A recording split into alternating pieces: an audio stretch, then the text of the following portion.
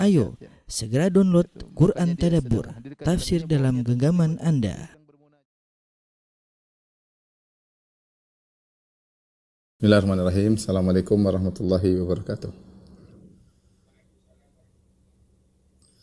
Alhamdulillahi ala ihsanih wa syukru lahu ala taufiqihi wa amtinanih wa asyhadu an la ilaha illallah wahdahu la syarika lahu ta'ziman li sya'nih wa asyhadu anna Muhammadan abduhu wa rasuluhu da'ila ridwani. Allahumma salli alaihi wa ala alihi wa ashabihi wa ikhwani. Para dokter yang dirahmati Allah Subhanahu wa taala dan juga rekan-rekan yang dimuliakan oleh Allah Subhanahu wa taala. Pada kesempatan kali ini kita akan mengangkat satu topik ya tentang nasihat bagi orang-orang yang mencari nafkah ya. Kita tahu bahwasanya adalah kewajiban bagi kepala rumah tangga ya, bagi para suami untuk mencari nafkah. Oleh karenanya Allah Subhanahu wa taala dalam banyak ayat memerintahkan kita untuk mencari rezeki Allah Subhanahu wa taala. Ya, seperti firman Allah Subhanahu wa taala, "Fa idza qudiyatis salatu fantashiru fil ardi wabtaghu min fadlillah wadhkurullaha katsiran la'allakum tuflihun." Jika telah selesai salat Jumat, maka fantashiru fil ard, bertebarlah kalian di atas muka bumi. Ya. Buat apa? Untuk mencari fadlillah, mencari karunia Allah Subhanahu wa taala. Ya. Tapi kata Allah, wadhkurullaha katsiran, jangan lupa untuk banyak ingat Allah Subhanahu wa taala, la'allakum tuflihun, semua kalian beruntung. Demikian juga firman Allah Subhanahu wa taala dalam ayat yang lain, Allah mengatakan, huwallazi ja'ala lakumul arda dhalulan famshu fi manakibiha wa kulu min rizqihi wa ilaihin nusyur.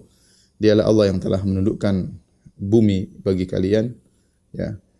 Famshu fi manakibiha, maka jalanlah di penjuru muka bumi. Manakib ada yang mengartikan itu bagian atas, yaitu kalau kalian harus mencari rezeki sampai naik ke tempat-tempat yang tinggi, maka lakukanlah. Ya, wa kulu min rizqihi, dan makanlah dari rezeki Allah Subhanahu wa taala, wa ilaihin nusyur, namun ingat kalian akan dikembalikan kepada Allah Subhanahu wa taala. Oleh karenanya Allah Subhanahu wa taala memuji hamba-hambanya yang mereka bekerja, mencari nafkah, melakukan transaksi perdagangan, namun mereka tidak lupa kepada Allah Subhanahu wa taala. Allah Subhanahu wa taala berfirman, rijalun la tulhihim tijaratun wala bai'un an dzikrillahi wa iqamis salati wa ita'iz zakah yakhafuna yawman tataqallabu fihi alqulubu wal absar. Itu sekelompok laki-laki ya yang mereka tidak terlalaikan dari transaksi yang mereka lakukan, dari jual beli yang mereka lakukan ya, dari perdagangan yang mereka lakukan untuk mengingat Allah. Jadi mereka berdagang, mereka jual beli, mereka transaksi, tapi mereka tidak lupa untuk ingat Allah Subhanahu wa taala, wa iqamis shalah, untuk mendirikan salat, wa ita'iz zakat, untuk bayar zakat. Kenapa mereka tidak lupa sementara mereka tersibukkan dengan kesibukan transaksi jual beli dan perdagangan? Karena kata Allah, yakhafuna yauman tataqallabu fihi alqulubu wal absar, karena mereka takut dengan adanya hari kiamat kelak di mana pandangan mereka tidak stabil dan jantung mereka tidak stabil, yaitu hari yang sangat dahsyat, sehingga mereka selalu ingat kepada Allah dan melaksanakan kewajiban-kewajiban mereka. Ini semua ayat-ayat menjelaskan bahwasanya kita disuruh untuk mencari rezeki, karena masing-masing kita punya tanggung jawab yang harus kita tunaikan. Ya, silakan mencari rezeki, namun yang penting jangan lupa untuk ingat Allah Subhanahu wa taala. Oleh karena dalam satu hadis ketika Rasulullah SAW menyebutkan tentang 7 golongan yang Allah naungi pada hari kiamat kelak di bawah padang mahsyar, di padang mahsyar di bawah matahari yang jaraknya 1 mil, yang di mana keringat bercucuran, sebagaimana sabda Nabi sallallahu alaihi wasallam, sab'atun tudhilluhumullah yudhilluhumullah fi yaumin la dhilla illa dhilluh. 7 golongan yang Allah naungi pada naungan Allah yang tidak ada naungan kecuali naungan Allah pada hari tersebut. Di antaranya rajulun qalbuhu mu'allaqun bil masajid, yaitu seorang hatinya rindu ke masjid. Artinya apa? Dia di luar masjid. Dia bekerja, beraktivitas, tapi hatinya rindu ke masjid. Jadi Allah tidak sedang memuji seorang yang di masjid melulu, enggak ya, tapi Allah memuji hamba-hambanya yang mereka beraktivitas, mereka bekerja, namun mereka tidak lupa ingat kepada Allah Subhanahu wa taala. Dan inilah kebiasaan para sahabat, mereka juga bekerja. Para sahabat baik kaum Muhajirin maupun kaum Ansar, mereka berdagang ya, seperti Abu Bakar, Utsman ya, Abdurrahman bin Auf ya. Ini sahabat-sahabat yang ingin masuk surga. Mereka orang hebat ya. Mereka berdagang. Di antara mereka ada yang berkebun, seperti kebanyakan kaum Ansar, mereka berkebun sehingga mereka memang bekerja dan mencari nafkah ya. Dari sini kita tahu bahwasanya mencari nafkah adalah satu kelaziman ya. Timbul pertanyaan apa yang harus kita perhatikan ketika kita sedang mencari nafkah. Ada beberapa poin yang ingin saya sampaikan kepada pribadi saya dan juga kepada para dokter dan para rekan-rekan yang dirahmati Allah Subhanahu wa taala. Poin-poin yang harus kita perhatikan ketika mencari nafkah. Yang pertama, ikhwan dan akhwat yang dirahmati Allah Subhanahu wa taala, kita harus bersandar kepada pemberi rezeki ya. Bukan kita bersandar kepada sebab materi yang ada di hadapan kita. Maksud saya ketika seorang bekerja ya, entah dia jadi dokter, entah dia menjadi pedagang, entah dia menjadi pekebun ya. Benar, dia sedang berikhtiar dengan buka praktek, dengan kerja di rumah sakit, dengan jual beli barang, ambil barang untuk dijual, dengan membuka lahan perkebunan. Tapi dia tahu yang berizki adalah Allah Subhanahu wa taala. Ini hanya usaha yang dia lakukan.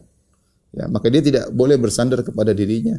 Tidak boleh bersandar kepada sebab yang dihadapannya. Dia hanya melakukan sebab, tapi penyandaran dia harus kepada Allah Subhanahu wa taala. Karena rezeki dari Allah Subhanahu wa taala. Rezeki bukan dari bos kita. Rezeki bukan dari banyaknya pasien yang datang kepada kita. Rezeki bukan dari banyaknya pembeli hasil kebun kita. Rezeki bukan dari banyaknya orang beli barang dagangan kita. Semua dari Allah. Allah yang menggerakkan hati mereka untuk datang. Allah yang menggerakkan hati mereka untuk membeli barang-barang kita ya. Semuanya kembali kepada Sang Maha Pemberi rezeki ya. Maka hati kita harus bergantung kepada Sang Maha Pemberi rezeki. Di sini kita belajar untuk bertawakal kepada Allah dalam mencari rezeki. Karenanya dalam satu hadis yang masyhur kata Nabi sallallahu alaihi wasallam, "Lau annakum tatawakkaluna 'ala Allahi haqqa tawakkulih la razaqakum kama yarzuqut tayr taqdu khimasan wa taruhu bitana." Seandainya kalian bertawakal kepada Allah dengan tawakal yang benar, maka Allah akan beri rezeki kepada kalian sebagaimana Allah beri rezeki kepada burung. Burung pergi di pagi hari dalam kondisi perut kosong, kemudian pulang dengan kondisi perut kenyang ya. Jadi burung mereka berikhtiar. Burung yang Allah tidak berikan akal, hanya sekedar insting yang dimiliki oleh burung, tapi mereka bertawakal kepada Allah Subhanahu wa taala. Di mana mereka pagi hari mereka bergerak ya, sudah giat ya, dan kita tahu burung tidak berakal seperti kita. Kita cerdas, kita mikir ini, bisa mikir jalan-jalan cari rezeki, kita bisa mengolah ini, mengolah anu. Burung enggak, dia cuma terbang, tahu dapat rezeki, dia pulang, tapi dia berusaha. Tapi yang jadi perhatian di sini Nabi mengatakan, "Lau annakum tatawakkaluna 'ala Allah haqqa tawakkulih." Kalau kalian benar-benar bertawakal kepada Allah. Ya. Jadi sampai dalam satu hadis kata Nabi sallallahu alaihi wasallam sahih Muslim, "Yadkhulul jannata qaumun qulubuhum ka'afidati tayr." Kata Nabi sallallahu alaihi wasallam, akan ada suatu kaum yang mereka masuk surga, atau kaum atau aqwamun yang masuk surga yang hati mereka seperti hati burung. Hati mereka seperti hati burung. Ketika ditafsirkan oleh para ulama di antaranya An-Nawawi rahimahullah, yaitu bahwasanya mereka bertawakal sebagaimana burung bertawakal ya. Mereka bertawakal sebagaimana burung bertawakal. Artinya ditinjau dari kemampuan burung untuk mencari rezeki. Dia tidak punya kemampuan, cuma terbang, cuma apa ya. Tidak seperti kita manusia, bisa jadi dokter, bisa jadi ini, bisa jadi macam-macam, kecerdasan banyak.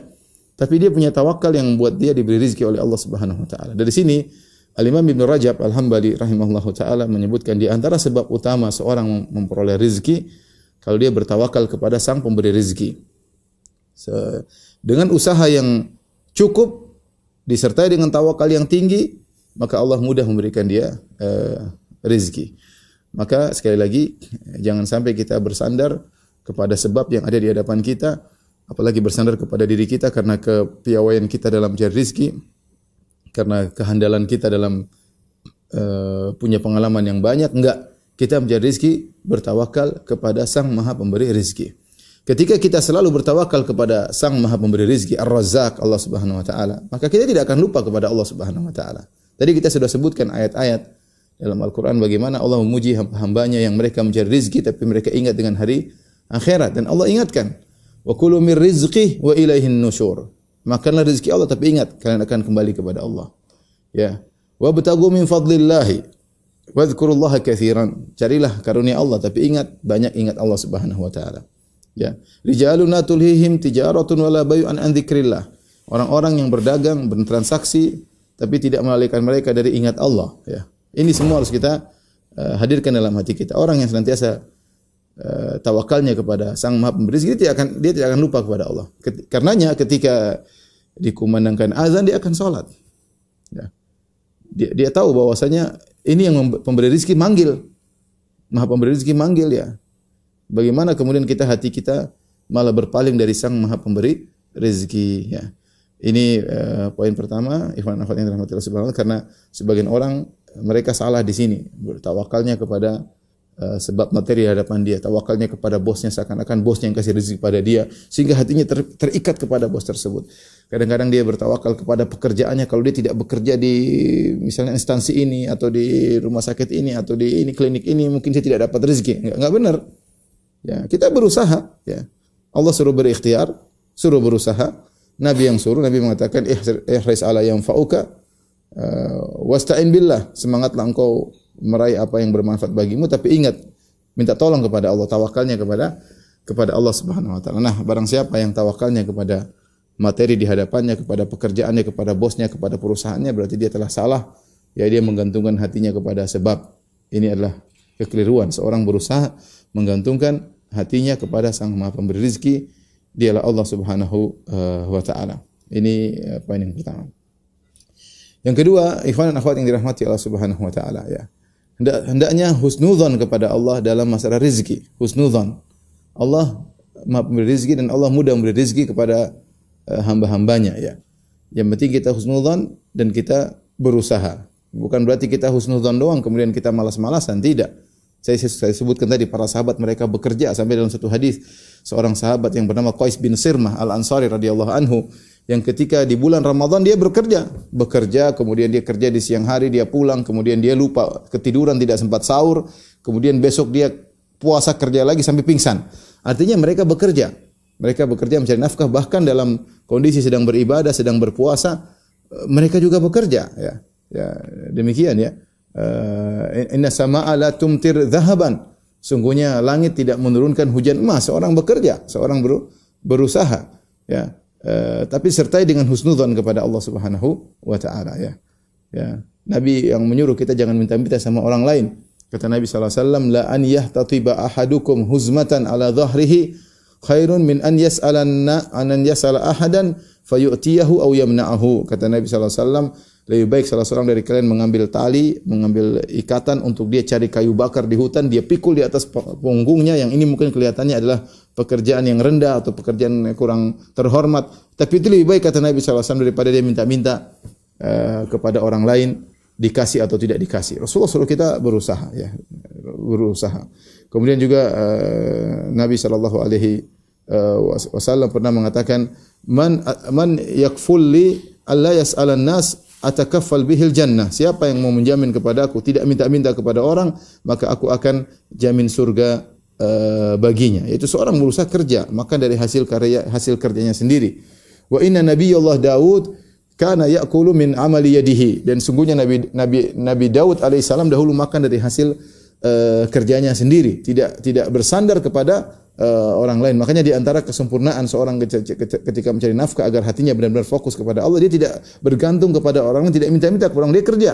Husnudzon, Allah akan kasih dia rezeki. Kenapa? Karena Allah sebutkan dalam banyak ayat, Allah menjamin rezeki seluruh hambanya. Wa ka'ayyin min dabbatin fil ardi wa ka'ayyin min dabbatin wa ma min dabbatin fil ardi illa 'ala Allahi rizquha. Tidak ada satu binatang melata pun di atas muka bumi kecuali rezekinya ditanggung oleh Allah Subhanahu wa taala. Dalam ayat yang lain, wa ka'ayyim min dabbatin la tahmilu rizqaha Allahu yarzuquha wa iyyakum wa huwa samiul alim. Betapa banyak binatang melata tidak tahu cara mencari rezeki, la tahmilu rizqaha, dia tidak tahu cara mencari rezeki, seperti burung, seperti apa, dia enggak ngerti. Allah kasih insting, Allah ajarin dia. Ya, ini mah enggak punya otak gimana cara. Tapi Allah sudah atur. La tahmilu rizqaha Allahu yarzuquha wa iyyakum. Allah kasih rezeki kepada mereka dan juga kepada kalian. Kalau hewan-hewan saja Allah kasih rezeki, apalagi kalian wahai manusia yang diberikan berbagai macam kelebihan ya. Dan kita sudah dikasih rezeki tatkala kita tidak bisa apa-apa. Bukankah ketika kita masih dalam janin perut ibu kita ya, kita sudah dikasih rezeki melalui ibu kita makan, kita mengambil saripati dari makanan ibu kita. Nah, kita enggak bisa apa. Kita dilahirkan juga enggak bisa apa, ibu kita menyusui. Allah kasih rezeki kita melalui ibu kita. Kemudian setelah kita mulai jadi anak-anak, kita masih makan, masih kenyang, di sana di sini, siapa yang kasih rezeki? Orang tua kita. Dari mana? Dari Allah Subhanahu wa taala. Allah sudah atur, ya. Allah sudah atur. Makanya Allah melarang orang-orang yang membunuh anak-anaknya, kata Allah Subhanahu wa taala, "Wala taqtulu auladakum khasyata imlaq. Nahnu narzuquhum wa iyyakum." Janganlah kalian bunuh anak-anak kalian karena takut miskin. Allah yang kasih rezeki kepada mereka dan kepada kalian. Artinya apa? Allah yang menyatakan, kalian orang tua punya jatah rezeki, anak-anak juga punya jatah rezeki. Tidak, anak-anak tidak mengambil jatah kalian, enggak. Mereka punya jatah sendiri, cuma Allah kasih lewat kalian. Oleh karena kita lihat kenyataan, kita bisa bicara kenyataan, banyak di antara kita, yang mungkin kecuali yang diuji oleh Allah, banyak di antara kita, semakin dia banyak anak, semakin banyak rezeki, benar. Pintu rezeki Allah kasih sesuai dengan apa namanya?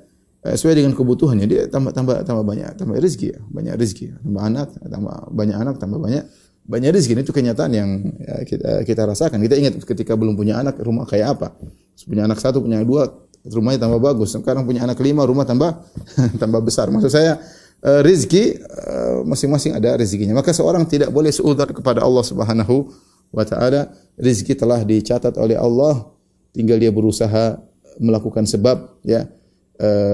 Husnudzan kepada Allah Subhanahu wa taala.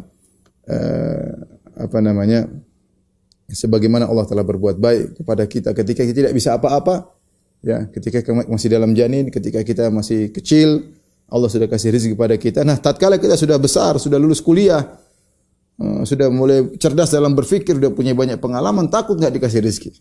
Tidak benar, itu suudzon. Dan kata Allah Subhanahu wa taala dalam hadis qudsi, "Ana inda dhanni 'abdi bi." Aku tergantung persangkaan hambaku kepadaku. Falyadhunna 'abdi ma syaa. Hendaknya hambaku berprasangka kepadaku dengan yang dia inginkan. In dhanna khairan falahu. Jika dia berprasangka baik, bagi dia kebaikan. Wa in dhanna syarran falahu. Kalau dia berprasangka buruk, bagi dia keburukan. Maka seorang berprasangka baik dalam cari rezeki. Saya berusaha, insyaallah Allah kasih rezeki, ya. Kalau orang-orang kafir saja Allah kasih rezeki, apalagi kita yang beribadah, ya insyaallah Allah perhatikan. Allah maha baik. Jadi husnudzan. Timbulkan husnudzan dalam diri kita bahwasanya Allah Maha Pemberi rezeki. Sejauh mana kita husnudzan, maka Allah akan mudahkan rezeki kita. Kemudian nasihat berikutnya, ikhwan dan akhwat yang dirahmati Allah Subhanahu wa taala, jadikan bahwasanya lahan pekerjaan kita sebagai sarana untuk meraih surga. Jadi namanya pekerjaan itu bisa mengantarkan kepada surga, bisa mengantarkan kepada neraka jahanam. Rasulullah SAW membuat sampel seperti perdagangan. Kata Nabi SAW, ada pedagang yang masuk neraka, ada pedagang yang masuk surga. Ini sampel pekerjaan. Ya, maka saya bilang ini berlaku kepada seluruhnya. Saya bilang dokter juga demikian, dokter yang masuk surga, dokter masuk neraka. Ya, semuanya. Ini sampel, Rasulullah kasih sampel seperti pedagang. Ya, kata Nabi SAW, Inna tujjar humul fujjar. Sungguhnya para pedagang adalah orang-orang fajir. Ya. Illa man ittaqa wa barra wa sadaq, kecuali orang yang bertakwa dari pedagang tersebut, atau barra yaitu sesuai dengan janjinya, menepati janjinya, wa sadaq, dan dia jujur. Dalam hadis yang lain kata Nabi sallallahu alaihi wasallam, at-tujjaru yub'atsuna yaumal qiyamati fujjaran. Sungguhnya para pedagang dibangkitkan pada hari kiamat sebagai orang-orang fajir. Orang-orang fajir, orang pelaku maksiat. Maka para sahabat berkata, "Ya Rasulullah, alaysa Allahu qad ahallallah? Alaysa qad ahallallahu al-bai'a?" Ya Rasulullah, bukankah Allah telah menghalalkan jual beli? Kenapa para pedagang dibangkitkan dalam kondisi pelaku maksiat? Jual beli halal. Kata Nabi sallallahu alaihi wasallam, "Na'am, benar, jual beli itu halal. Tetapi innahum yuhadditsun fayakdzibun." Tetapi masalahnya para pedagang itu ngomong, mereka bohong. Wa yahlifun fayathamun. Mereka sering bersumpah, ya, namun bohong, dusta. Ini jadi masalah. Jadi masalah para pedagang yang bohong, misalnya mengatakan ini barang baru, ternyata barang lama. Oh, saya cuma untung 10%, ternyata untungnya 50%, ya. Misalnya, ini saya cuma jual modal, ternyata modal dan keuntungan banyaklah. Ada aib-aib disembunyikan, ya. Makanya kata Nabi sallallahu alaihi wasallam, idza kadzaba wa katama muhiqat barakatu bai'ihima. Kalau dua para pedagang ini ternyata berdusta dan menyembunyikan aib-aib barang, muhiqat barakatu bai'ihima, maka keberkahan jual beli mereka akan dihapuskan oleh Allah Subhanahu wa taala. Mungkin mereka duit banyak ya, dagang sana dagang sini, jual barang haram, jual macam-macam, tapi ya neraka jahanam. Ya, ini contoh. Contoh yang lain, Nabi sallallahu alaihi wasallam memuji para pedagang jujur. Kata Nabi sallallahu alaihi wasallam, "At-tajirus saduqul amin ma'an nabiyyin wasiddiqin wasyuhada." Seorang pedagang yang jujur, yang teramanah, maka dia akan bersama dengan nabi, bersama para siddiqin, para syuhada. Dan ini berlaku pada seluruh kegiatan pekerjaan. Apakah Anda sebagai dokter, apakah Anda sebagai perawat, tenaga kesehatan, apakah Anda sebagai pejabat pemerintah, sebagai PNS, ya, semuanya pekerjaan kita bisa mengarahkan kepada neraka, bisa mengarahkan kepada surga. Tinggal bagaimana kita mensikapi pekerjaan tersebut, ya. Saya contohkan sebagai dokter yang bertakwa kepada Allah, ya. Bertakwa kepada Allah, dia jujur amanah. Dia mensifati kalau beri resep benar-benar sesuai dengan ilmunya, ya. Kalau dia kasih obat, ya, obat yang benar. Dia tahu ada obat yang lebih bagus, jangan dia tinggalkan. Jangan karena pesanan detailer, ya, pesanan detailer atau yang kemudian dia kasih jual obat yang mahal, padahal ada obat yang murah yang setara dengan obat tersebut, ya. Kalau harganya sama nggak ada masalah, ya. Dia kerja sama detailer dapat untung, harganya mirip-mirip, ya nggak ada masalah. Tapi kalau dia tahu ada obat yang lebih baik daripada obat ini, maka seorang harus nasih. Nasih itu ingin kebaikan bagi orang yang sedang dihadapi, apalagi pasien. Maka jangan dia kasih resep sesuai dengan pesanan detailer.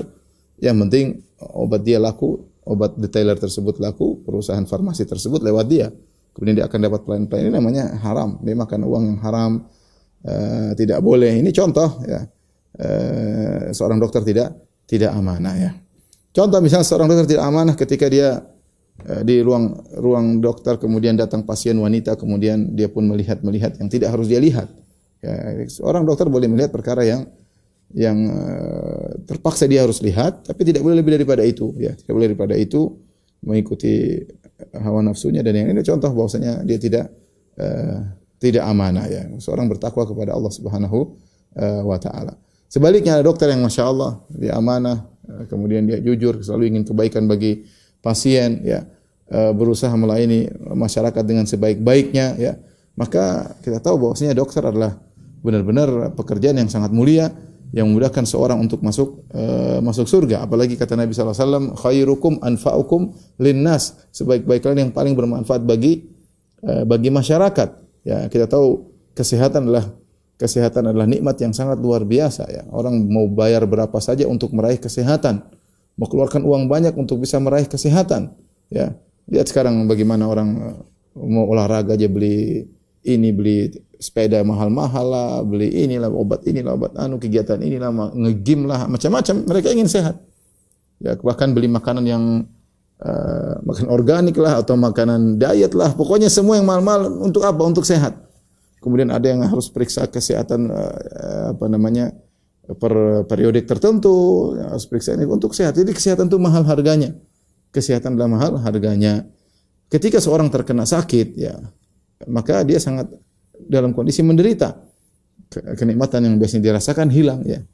Ketika seorang dokter membantu orang sakit ini, betapa banyak kebahagiaan yang dia kembalikan kepada orang tersebut. Maka kalau dia dokter yang amanah, dia akan dapat pahala yang besar. Dia akan dapat pahala yang besar. Maka saya ingatkan kepada para tenaga kesehatan, para dokter, berusaha jadikan pekerjaan Anda sebagai sarana untuk meraih surga. Ya, kita kerja, pedagang, saya ulangi, pedagang kerja, jujur amanah, dia dapat untung nggak? Dapat. Dia jual beli dapat untung, tapi dia masuk surga. Sama dokter mungkin kerja dapat gaji, dapat apa dari uang pasien dan yang lainnya, tapi bisa masuk surga jika dia aman dalam pekerjaan tersebut. Jika dia aman dalam pekerjaannya tersebut, ya. Kita bicara lebih luas, seperti PNS misalnya. Hati-hati kalau bekerja. Jangan sampai dia makan uang yang haram, ya. Contohnya misalnya dia bekerja tidak sesuai dengan jam kerja. Seharusnya jam kerja 1 hari 8 jam, dia kerja cuma 6 jam. Ya. Setiap hari datang terlambat, pulang paling cepat. Datang terlambat, pulang. Setiap hari dia korupsi 2 jam. Ya, kalau begitu dia tahu bahwasanya 20% gajinya adalah haram. Maka kalau dia terima gaji misalnya 10 juta, maka 2,5 juta harus dikembalikan kepada pemerintah. Karena dia tahu selama ini dia sadar dia kerjanya tidak sesuai dengan akad perjanjian, dia makan harta yang haram, gajinya dikasih full, sementara dia tidak kerja, kerjanya tidak full. Ini contoh seorang waspada ya. Jangan sampai dia makan gaji sebelumnya ternyata gajinya tidak full. Dan Nabi SAW mengatakan, ayulah min nabatan at-suhtin fannaru aula bihi. Daging manapun yang tumbuh dari keharaman, dari uang haram, maka neraka lebih utama untuk membakarnya ya. Nah, waspada. Ini contoh bahwasanya seorang bekerja tidak amanah, dan subhanallah kerjaan namanya bekerja itu butuh keamanahan ya, butuh profesional. Inna khairu man istajartah al-qawiyul amin. Al-qawi kuat, profesional, amin amanah.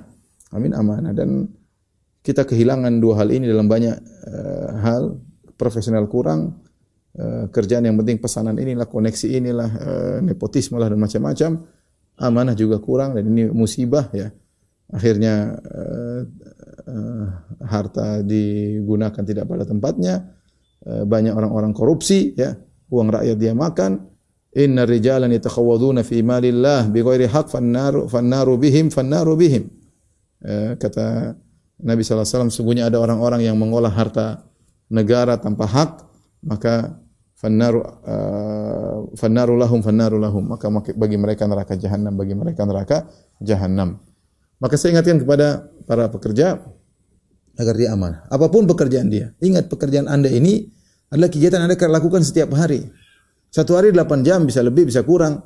Berarti kan itu aktivitas Anda tiap hari. Kalau aktivitas Anda ternyata dibangun di atas amanah, ketakwaan, kejujuran, ya, merasa pertanggungjawaban ya kepada atasan misalnya, maka insya Allah ini mengantarkan Anda kepada surga.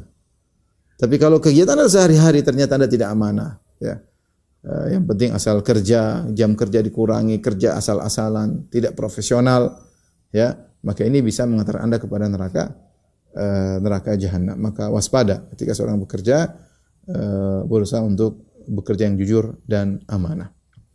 Tapi poin berikutnya yang saya sampaikan kepada para rekan-rekan dokter dan kesehatan dan yang lainnya, bahwasanya seorang ketika bekerja dia niatkan karena Allah Subhanahu wa taala. Ya, kalau kita tidak niatkan karena Allah, maka pekerjaan tersebut hanyalah pekerjaan biasa tanpa ada pahala. Ini beda cuma masalah niat. Tinggal kita pasang niat, maka kegiatan kita seharian berpahala di sisi Allah Subhanahu wa taala. Nabi SAW berkata, "Lasta tunfiqu nafaqatan tabtaghi bi wajhillah illa ujirta 'alaiha hatta luqmata allati taj'aluha fi imra'atik." Kata Nabi SAW, tidaklah engkau menafkahkan sesuatu, tidaklah kau menafkahkan sesuatu kecuali kau akan dapat pahala. Dengan syarat engkau mencari wajah Allah. Sampai suapan yang kau suapkan ke mulut istrimu. Ini Rasulullah SAW sampaikan dalam Sahih Muslim ya. Bagaimana seorang suami ketika memberi suapan kepada istrinya itu sedang dalam kemesraan, benar-benar dalam kondisi mesra, dalam kondisi tentram antara suami istri, hubungan lagi nyaman, maka seorang suami bisa memberi suapan kepada istrinya.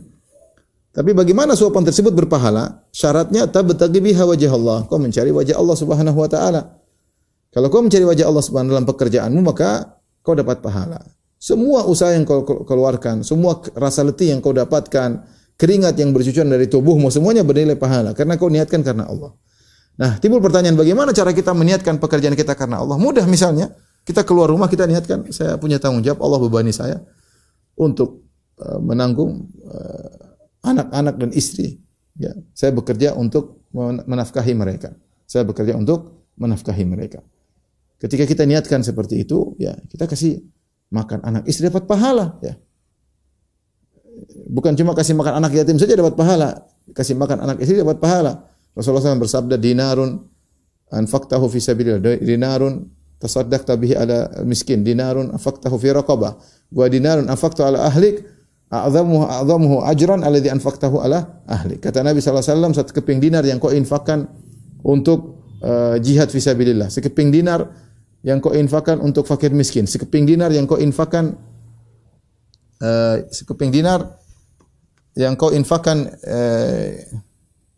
di jalan Allah Subhanahu wa taala, sekeping dinar yang kau infakkan untuk raqabah, untuk budak, ya, sekeping dinar yang kau infakkan untuk orang miskin, dan sekeping dinar yang kau infakkan untuk keluargamu, yang paling besar pahalanya adalah yang kau infakkan untuk keluargamu. Kenapa bisa demikian? Karena kita infak kepada keluarga hukumnya wajib. Sementara kalau kita infak kepada fakir miskin, kepada anak yatim, ya, maka hukumnya sunnah, dan yang wajib lebih disukai oleh Allah daripada yang sunnah. Ini cara kita agar ketika kita bekerja niat kita karena Allah. Ini salah satunya, kita niatkan untuk menafkahi anak istri. Yang kedua contohnya, kita niatkan untuk membantu keluarga. Saya bekerja niatnya kalau ada rezeki saya ingin belikan oleh-oleh buat orang tua, saya ingin berikan hadiah buat orang tua, saya ingin berikan kendaraan buat orang tua, saya ingin bangunkan rumah buat orang tua, ya. Niatkan begitu. Sehingga setiap hari kita kerja pahala. Niat kita jangan hanya putus untuk cari duit dapat gaji doang, tidak. Kita lanjutkan dalam hati kita, Allah Maha tahu niat kita. Saya ini kerja dapat gaji supaya bisa bangun rumah, istri sudah ada, anak-anak sudah ada. Duit saya lebih buat apa? Saya ingin bangunkan rumah buat orang tua. Saya inginkan belikan rumah, belikan mobil buat orang tua. Saya belikan motor buat orang tua. Ya, tinggal kita niatkan. Sehingga kita niatkan demikian, kegiatan kita selalu berpahala. Saya ingin bantu kakak adik saya miskin susah. Allah Maha tahu, kita niatkan. Ya. Atau misalnya kita niatkan, saya kalau punya rezeki, saya ingin bantu dakwah, saya ingin menyumbang untuk dakwah, saya ingin bangun masjid, saya ingin mengadakan majelis taklim, saya ingin biayai misalnya ada dakwah di kampung-kampung, terserah. Ya. Ini contoh sederhana bahwasanya seorang bisa menjadikan pekerjaannya semuanya niat karena Allah. Maka ini saya perlu tanamkan hal ini, ya. Kenapa? Karena setiap hari kita akan antum ya, bekerja tiap hari menempuh 8 jam, 9 jam keseharian. Sayang waktu yang banyak seperti ini, satu hari 8 jam, 9 jam, 10 jam. Kalau ternyata niatnya tidak karena Allah, hanyalah bukan sia-sia, tapi tidak ada nilai pahalanya. Tidak ada nilai pahalanya. Tapi ketika kita niatkan karena Allah Subhanahu wa taala, maka sejak kita keluar rumah sampai pulang lagi semuanya berpahala karena kita niat kita karena Allah. Saya ingin bantu orang tua, ingin bantu kakak dan adik, ya. Saya ingin misalnya tadi menyenangkan kerabat, ya. Ketika kita niatnya karena begini, maka dari awal sampai akhir pekerjaan kita berpahala di sisi Allah Subhanahu wa taala. Pekerjaan kita berpahala di sisi Allah Subhanahu wa taala. Baik, poin berikutnya yang saya sampaikan kepada ikhwan dan akhwat yang dirahmati Allah Subhanahu wa taala. Dalam mencari rezeki ada dua hal yang kita tinjau, sebab-sebab rezeki. Yang pertama adalah sebab-sebab materi, yang kedua sebab-sebab ukhrawi, sebab-sebab duniawi, sebab-sebab agamis, ya. Sebab-sebab materi, sebab-sebab duniawi, masing-masing kita pandai mencari rezeki, ya. Dokter, terserah mau jadi apa, mau jadi dokter bisa cari rezeki, jadi pedagang bisa cari rezeki, menjadi pegawai negeri bisa dapat rezeki, menjadi pejabat bisa jadi rezeki, banyak hal, ya. Yang bisa jualan online, apalagi sekarang lagi semarak, bisa buka rezeki. Kita tahu sebab-sebab materi. Itu sebab-sebab mendatangkan rezeki, kita bekerja. Dan Allah menjalankan dalam dunia ini hukum sebab akibat. Orang makan ya kenyang, ya seperti itu. Orang ada hukum sebab akibat. Di antaranya orang berusaha akan dapat hasil. Berusahalah bekerja, Allah akan kasih rezeki. Kalau diam-diam di rumah aja ya sulit dapat rezeki. Harus ada usaha, ada ikhtiar. Sebab ini rata-rata kita masing-masing tahu. Ya.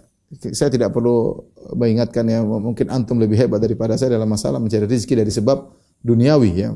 Betapa banyak orang mudah untuk mencari rezeki. Ada sebab lain yang terkadang kita lalaikan, ternyata itu juga merupakan sumber rezeki, bahkan rezeki dari yang datang tanpa yang kita duga-duga. Rezeki yang datang dari arah yang tidak kita duga-duga. Di antara sebab-sebab agamis yang Allah beri rezeki pada kita dari arah yang tidak kita duga-duga, seperti apa? Seperti silaturahmi. Kelihatannya sepele, tapi ini dampaknya luar biasa, dampaknya dahsyat, ya. Kata Nabi sallallahu alaihi wasallam, "Man ahabba an yubsata lahu fi rizqihi wa yunsa'a lahu fi atharihi falyasil rahimah." Barang siapa yang ingin dilapangkan rezekinya dan dipanjangkan umurnya, maka hendaknya dia sambung silaturahmi. Kita harus yakin. Kita silaturahmi karena Allah, mencari pahala di akhirat, dan dunia ini tidak ada bandingannya dengan di akhirat, ya. Tetapi tidak mengapa kita niatkan, domplengkan niat agar dimudahkan rezeki, agar bisa terus melanjutkan silaturahmi dengan orang tua. Kita tahu namanya silaturahmi butuh biaya, ya. Silaturahmi butuh biaya, ya. Silaturahmi berbuat baik kepada kakak, adik, kepada orang tua, kepada om, kepada bibi, kepada tante butuh biaya. Kalau kita cuma datang senyum-senyum saja, ya silaturahminya kurang afdal, ya. Tapi kalau kita bawa hadiah, kita beri pemberian, luar biasa pengaruhnya. Maka kita niatkan, saya nyambung silaturahmi agar rezeki Allah kasih saya lancar dan saya bisa nyambung terus kepada mereka, ya. Niatkan, ya. Dan itu di antara sebab datang rizki. Sebab datang rizki. Man ahabba an yubsata lahu fi rizqi. Wa in sa'alahu fi athari. Siapa yang ingin dilapangkan rezekinya, dipanjangkan umurnya, dihindarkan dari penyakit-penyakit berbahaya, penyakit mematikan. Ya, kalau dia pun sakit dia akan sembuh. Ya, dipanjangkan umurnya, maka sambung silaturahmi. Sambung silaturahmi. Yang paling utama kita sambung silaturahmi kedua orang tua, ya. Kata Allah Subhanahu wa taala, wa yas'alunaka madza yunfiqun. Qul ma anfaqtum min khairin falil walidaini wal aqrabin wal yatama masakin wa ibnis sabil. Mereka bertanya kepada engkau, wahai Muhammad, harta apa yang harus mereka infakkan? Katakanlah, apa yang kalian infakkan apapun, yang paling utama adalah falil walidain, adalah kedua orang tua, wal aqrabin, kemudian karib kerabat, ya, wal yatam wal masakin, kemudian anak yatim dan miskin, wa ibnis sabil, orang yang kehabisan bekal dalam perjalanan musafir. Ya, jadi sambung silaturahmi. Ya. Allah Subhanahu wa taala sebutkan ketika menyebut tentang hakikat iman, walakinnal birra man amana billahi wal yaumil akhir wal malaikati wal kitabi wan nabiyyin wa atal mala ala hubbihi dzawil qurba. Kata Allah, tapi kebajikan yang sungguhnya adalah orang yang beriman kepada Allah, beriman kepada hari akhirat, beriman kepada malaikat, beriman kepada para nabi. Kemudian kata Allah, wa atal mala ala hubbihi dzawil qurba. Dan dia memberikan harta yang dia sukai kepada karib kerabatnya. Dia ada harta dia sukai, duit dia suka, barang-barang bagus dia suka, dia kasih kepada kerabatnya, kasih kepada ibu bapaknya, kasih kepada kakak adiknya, ya. Ini berarti namanya silaturahmi butuh pengorbanan. Ada harta yang kita keluarkan. Tapi yakinlah itu harta akan Allah banyakkan. Kamu keluarkan sedikit, yang dikembalikan lebih banyak daripada yang kamu keluarkan. Itu sudah terbukti pada banyak orang. Ya, ini bukan omong kosong, ini terbukti pada banyak orang. Banyak orang dilapangkan rezekinya karena dia perhatian sama kerabatnya, berbakti sama kedua orang tuanya. Ya. Anda boleh cari rezeki dari sisi materi, mau kerja profesional, oke, orang akan tertarik dengan profesionalnya Anda. Tapi ada sebab-sebab lain yang kalau itu tadi Anda bisa perkirakan, ada rezeki yang tidak bisa Anda perkirakan. Rezeki di luar daripada perkiraan, min haitsu la yahtasib. Di antaranya adalah menyambung silaturahmi. Ini satu. Yang kedua di antaranya bersedekah. Sedekah yang terbaik kepada kerabat. Demikian juga sedekah kepada yang lainnya. Kata Nabi SAW, ma naqasat sadaqatun min mal. Sedekah tidak akan mengurangi harta. Ya, sedekah tidak akan mengurangi harta. Dalam sebagian riwayat Rasulullah bersumpah, sedekah tidak akan mengurangi harta. Ma naqasat sadaqatun min mal. Sedekah tidak akan mengurangi harta, artinya akan menambahnya. Dan ini butuh keimanan. Butuh keimanan. Kalau kita punya uang 1 juta, kita infakkan 100 ribu, tentu secara kasat mata tinggal 900 ribu. Dan itu benar. 1 juta hilang 100 ribu, tinggal 100 ribu. Tapi yakinlah akan kembali, bahkan lebih. Bagaimana caranya? Itu urusan Tuhan. Tuhan Sang Maha Pemberi rezeki. Mengembalikan 100 ribu tadi, bahkan dilebihkan, itu gampang bagi Allah Subhanahu wa ta'ala. Ya. Makanya orang yang rajin bersedekah, jika dia niatnya karena Allah, bukan untuk bangga-banggaan, bukan untuk pamer-pameran, dan dia bisa sedekah dengan pas, ya, maka mereka tidak akan dihinakan oleh Allah Subhanahu wa taala. Mereka tidak akan dihinakan oleh Allah Subhanahu wa taala. Ya. Ya, saya punya beberapa teman, kebetulan teman-teman dekat saya, ya, kebetulan teman dekat saya 3 orang ini, ya. Mereka dermawan semua. Subhanallah, di masa pandemi seperti ini, ya, stabil. Menakjubkan. Saya juga kalau ke sana stabil. Ya, alhamdulillah. Ya. Stabil, ya. Tidak lain kecuali karena Allah tolong mereka. Allah tolong mereka. Di saat pandemi sebenarnya lagi jatuh, sampai saya ada pengajian khusus para pengusaha, ya. Sampai di antara mereka yang berkata, "Ustaz, kita dulu pengusaha-pengusaha besar, tapi di musim pandemi kita jadi pengusaha-pengusaha kecil karena kesulitan yang mereka hadapi." Tapi ada sebagian orang yang terkenal dengan kedermawanannya, dengan tulus, maka Allah jaga mereka. Allah jaga mereka, ya. Jadi di antara sebab Allah beri rezeki kepada kita adalah dengan bersedekah. Di antaranya kita bertakwa kepada Allah Subhanahu wa taala. Ya, kata Allah Subhanahu wa taala, "May yatawakkal", kita bertakwa, "May yattaqillaha ja'al lahu makhraja wa yarzuquhu min haitsu la yahtasib." Barang siapa yang bertakwa kepada Allah, Allah kasih solusi bagi dia dan Allah akan beri rezeki kepada dia dari arah yang dia tidak sangka-sangka. Ayat ini turun di mana? Ayat ini berkaitan apa? Ayat ini berkaitan dengan orang yang cerai dalam surat At-Talaq. Ya. Karena orang kalau sudah masuk dalam perceraian, dia akan menghadapi kesulitan yang luar biasa. Baik suami maupun istri. Bayangkan kalau jadi janda gimana cari kerja, susah. Ya. Suami juga begitu. Kalau dia cerai maka anaknya terbengkalai, dia cari rezeki lagi buat anak-anaknya, kemudian mau cari istri lagi tidak mudah dan macam-macam. Ya, tapi Allah berfirman, "Wa may yattaqillaha yaj'al lahu makhraja." Barang siapa bertakwa pada Allah, suami atau istri yang cerai, yaj'al lahu makhraja. Dia cerai dengan cara yang benar. Dengan bertakwa kepada Allah, bukan untuk melampiaskan dendam, ya, tapi menjalankan syariat. Ya, yaj'al lahu makhraja, Allah akan berikan dia solusi. Kemudian kata Allah, wa yarzuqu min haitsu la yahtasib, dan Allah beri rezeki daripada dari arah yang tidak sangka-sangka. Ya. Ini kalau dia menceraikan dengan cara yang baik, Allah beri rezeki kepada dia, baik laki-laki maupun sang janda. Tapi banyak orang yang cerai ngawur, dan banyak juga wanita minta diceraikan secara ngawur, tidak ikut syariat, akhirnya terbengkalai. Allah tidak kasih rezeki. Ayat ini meskipun berkaitan dengan masalah cerai, tapi diambil keumumannya oleh para ulama.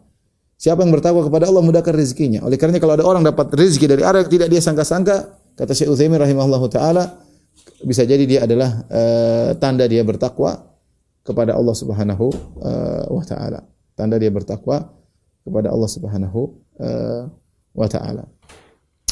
Jadi ini dan ada hal-hal lain yang perlu kita perhatikan, tapi saya katakan tadi di antaranya bertakwa, silaturahmi, kemudian sedekah, ya.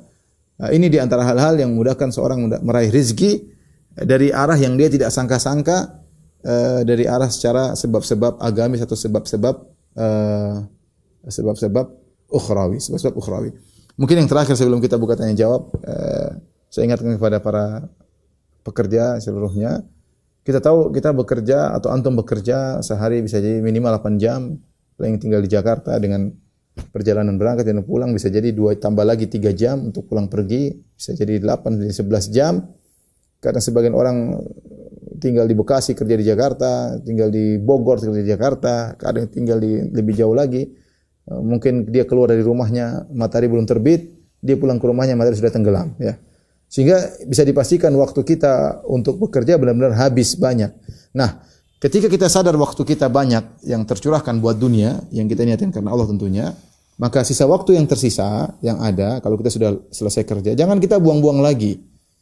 Maka saya ingatkan kepada diri saya, kepada kawan-kawan, ya, kalau kita sudah pulang kerja, sudahlah kita berangkat kerja nih dari rumah ke tempat kerja. Jangan lupa zikir pagi petang. Kita berzikir kepada Allah. Ya, kalau kita punya hafalan Quran, kita murojaah. Kalau kita ada supir, ya udah kita baca Quran di belakang, ya. Demikian juga ketika pulang, kita zikir kepada Allah, zikir pagi petang sampai rumah, sudah jangan lihat HP lagi, lihat berita sana berita sini, enggak ada ujung-ujungnya. Ya, enggak ada ujungnya lihat berita. Ya, apalagi berita politik, pertikaian sana sini, berita ini, berita anu, ya, kita lihat seperlunya, bukan tidak lihat berita seperlunya, yang saya perlukan sudah cukup. Kesimpulan hari ini bisa kita baca di sore hari 5 menit selesai. Berita carut marut 1 hari, baca 5 menit selesai. Ya. Jangan kemudian 1 jam, 2 jam. Terus kapan kita mau baca Quran kalau begitu? Kapan kita membersihkan hati kita? Kapan kita mau ngobrol sama istri kita? Kapan kita mau senyum-senyum sama anak-anak kita? Mau ngobrol sama anak-anak? Kapan kita bisa menjalankan kehidupan rumah tangga yang normal? Sementara kita habis waktu di ruang kerja, pulang masih sibuk lagi dengan medsos, ya. Dengan medsos. Ini musibah bagi dia yang waktunya habis. Lupa kepada Allah Subhanahu wa taala. Musibah bagi istri dan anaknya dapat suami modelnya seperti ini. Yang waktunya ternyata habis untuk medsos, terlalu banyak grup, ya, sampai di rumah ketawa ketiwi sama grup, bukan sama istri, bukan sama anak-anak. Ya. Maka ketika waktu kita sudah banyak habis buat cari nafkah, waktu yang tersisa kan kita buang-buang juga. Ya, butuh kita baca Quran, butuh kita ngobrol sama istri, ngobrol sama anak-anak, butuh telepon orang tua. Gimana kabarnya Mak? Gimana kabarnya Bu? Kita mampir ke rumah orang tua, belikan kue, antar ke rumah orang tua. Seperti itu banyak. Telepon kakak adik kita, gimana kabarnya? Ada yang bisa saya bantu? Hidup kita cuma sebentar. Waktu kita sudah habis buat cari duit. Terus umur kita yang sedikit mau kita gunakan lagi untuk medsos, untuk berinstagram ria, untuk bermedsos ria. Tahu-tahu kita dipanggil oleh Allah Subhanahu wa taala. Tapi demikian saja para dokter dan rekan-rekan yang rahmati Allah Subhanahu wa taala, kajian kita semoga bermanfaat. Kurang lebihnya saya mohon maaf. Wabillahi taufiq wal hidayah. Assalamualaikum warahmatullahi wabarakatuh.